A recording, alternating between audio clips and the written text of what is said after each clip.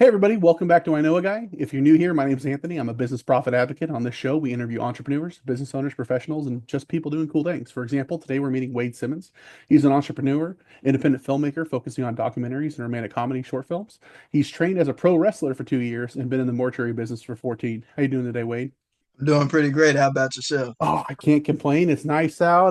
The snow's melted, so that's something. It's gonna be right back, but that's still something. So Yeah, I mean this is actually like one of my favorite parts of the year, the winter. I love it. I mean, whether you're in Florida or you're in Chicago or wherever, like Florida, of course, has the better weather, but but even sometimes just experiencing the snow could be a beautiful thing too. Yep, until you're sick of it. That's absolutely true. Absolutely, you're absolutely right. So where are you calling in from? Where are you at? I'm in Chicago, born and raised. Okay, awesome, awesome. I've been to Chicago a number of times. I grew up downstate Illinois. So, for those out there listening that have never been, what do you recommend somebody visiting Chicago do first? I would say go to Navy Pier, go Hmm. visit the Shad Aquarium. You know, it's a lot of cool things to do. Go to a Bulls game, go to a White Sox game, go to a Cubs game. I don't really know about the Bears right now, but Yeah, no, we'll not talk about that. But anyway, so we want to keep it upbeat. So what about food? What food out there do you recommend? well, me, I'm more of like an Italian beef and pizza guy, so I would say Aurelio's, home run in. I love this restaurant called Al's. Like they have some pretty good Italian beefs and stuff. Hmm. Yeah, even Portillo's pretty cool. Yeah, Italian beef is fantastic. Anyway, before I start drilling on camera, so what can you tell us about what you do? It sounds like you have an eclectic, portfolio of things that you're doing, from filmmaking to being in the mortuary business to, training as a pro wrestler. What are you doing? How does all that work together? So actually, I've been doing funerals for 14 years. I've been doing film for 7, but actually, I started working in the funeral business in high school. I was a senior in high school and I started volunteering at Leak and Sons Funeral Home. They've been around for like 91 years, but I was a part of that company for like 13. But I ended up going to school for like right after high school. I went to college and kind of had a few setbacks, and it took me a little while to get through it. But I did by the grace of God, and it's pretty cool. But yeah, I definitely say in the funeral business, you definitely have to have a passion for it because like any other business, it's pros and cons, and you're dealing with people like at the like one of the worst times of their life. So it's like it really has to be in your heart to do it.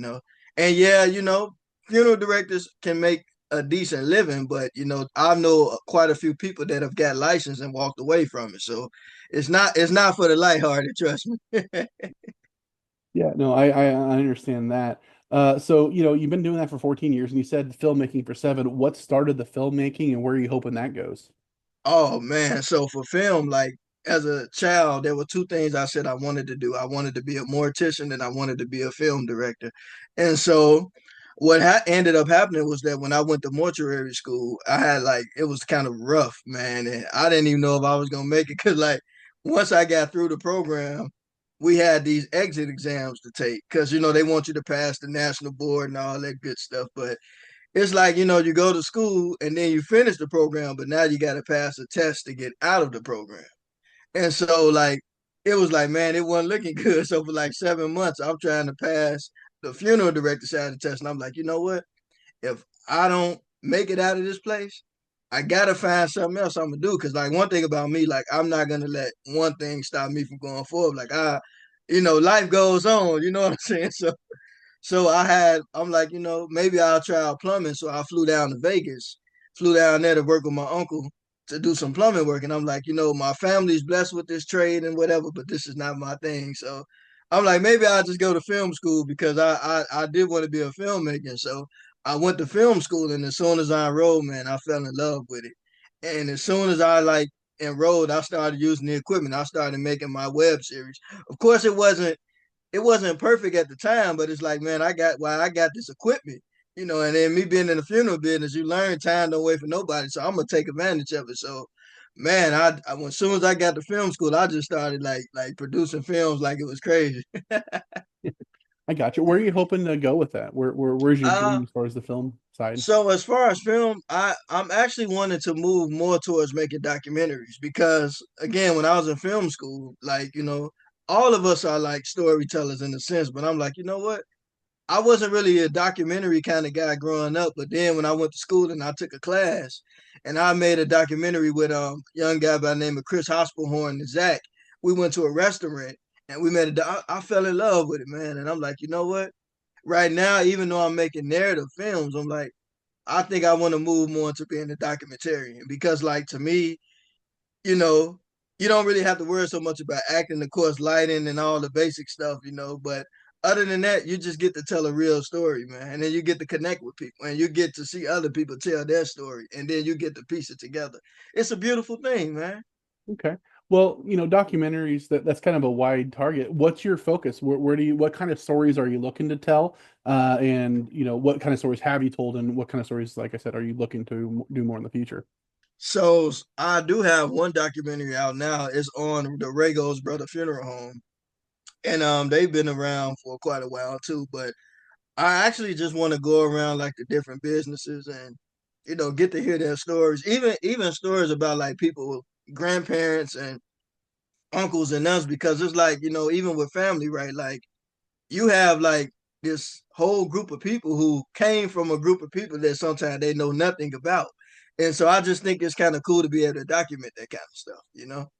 Yeah, that's absolutely true. There's a lot of stories that, we missed out on because we never asked in time, and maybe we did ask, maybe it was a long time ago and it's not fresh in our memories. And nice to have kind of a keepsake saying, hey, this is what my grandma went through, this is what my grandfather went through, this is what my parents did. So yeah, that's awesome. I like that. But you're gonna have to explain to me where pro wrestling comes into the mix here. Oh, now this is even funnier. So I was interested in making. Well, I wrestled in high school too, but I was interested in making a documentary on pro wrestling, and I know like I don't know if you watch AEW, but like Sky Blue, she um she was trained by a guy by the name of Steve Boz, and her and like Axel Rico and some of the other people were. And so I had actually reached out to Steve Boz because I know he's from Chicago and he's been on the wrestling scene. He wrestled in WWE back in the day too. And so I reached out to him and I'm like, hey man, I want to, come in and make a documentary. So when I went to the wrestling school and I didn't even know they had a school for it, but I went out to it and I'm like, okay, so when can I make my documentary? He goes, when are you gonna start training? I'm like, you know what? I'll start next week. So I kind of like walked right into it, but it was pretty cool because like I got a chance to, meet like Carlito. I got a chance to hang with Hornswoggle at the show. Met Scotty Too Hottie, and then I turned around and found out that my wife, she has a cousin that was in WWE too. So I've got a chance to meet her too. So I'm like, it's kind of cool. That is cool. What is pro wrestling training look like? From somebody that knows zero about it, and I imagine even those that are, super into the sport might not know the training. So what does that bit look like? So first of all, you got to find a good trainer, but also you have to know that the wrestling business is kind of close knit. So I would just say find a local promotion. Get to know the promoter and just find out where they train their wrestlers. And a lot of times you'll find out that that promoter in your local city has connections to like WWE, TNA, AEW, because like some of the people that I train with, some of them are in AEW or they, do shows on AEW, go to TNA from time to time. But yeah, I met a lot of cool people and it's just like, if you really want to do it, just go to a local promotion and you don't never know who you might meet. So I think that's it's like a foot in the door. Nothing beats failure but trying, right? I gotcha. I gotcha. That's awesome. Yeah, it's a real eclectic journey you've had, so it's kind of interesting. So, what are you hoping to get out of networking, meeting people, podcasting? Are you hoping to make certain connections in certain industries, or I guess what are you looking for? Well, so I look for two things. First, I love people. So I just think it's good to connect with people because like all of us, no matter what, we're human. And you never know, man. You miss out on a lot of cool opportunities by like not getting to know people. And it's good to like not only tell my story, but to hear other people's story too. And I just like connecting with people, but also it's also a form of promoting too, because you got to promote. Yeah, absolutely, absolutely. No, there's a lot of cool people out there doing cool things that you don't know what you don't know. I've never met anybody in my entire life that went to school for pro wrestling. So it's awesome. It's definitely intriguing and people are interesting, so be interested. So awesome. Well, so you've been in the mortuary business for 14 years. So a piece of advice that I know a lot of people probably need to hear, and you could probably give them a pretty good answer to is, when should somebody start planning their funerals? I would say as soon as you start making money, put some aside because you just never know what may happen. Because of course, we all want to live a nice, long, healthy life, but sometimes you never know what may happen. And so, like, especially if you have children and stuff, like it's all part of financial literacy too. I believe because like sometimes you have to plan because you don't want your children or family members like, oh man, I gotta come up with money for this and that. Like, no, just put something aside and not only just for death, but just for life, because life insurance is good. That's why it's called life insurance because it takes care of you in life too. So I mean, I just think it's so important though for people to put money because a lot of people don't know what to do because sometimes you may have families that come in and just be like, hey, my uncle died, no children, he had no plans. We don't really know what to do with him, so it just saves the family a lot of more burden to just have things kind of planned out. I know a lot of us don't like to think about it, but in reality, it's you know you may live to be 100, but it's just good to have something in place. Yep, absolutely. No, it's definitely you got to plan for it, even if it is uncomfortable. Get it out of the way. Eat the frog, Yeah. right? So awesome. Well, is there anything that I failed to ask or anything that you Uh, wanted to add?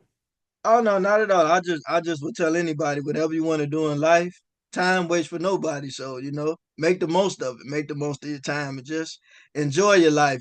Don't let setbacks discourage you because everybody has setbacks, but you just gotta see the light at the end of the tunnel. Because remember, whatever situation you're in, just always look for another angle. Awesome. Well, how can people get a hold of you if they want to connect? Oh, they can reach me on Facebook, Wade Simmons, or you can find me on Instagram, Wade Jedi 99. Always on the light side of the force, baby. Perfect. Perfect. Well, I'll get those links from you too. I'll put them in the description so that people can find you. Because again, you have an interesting story.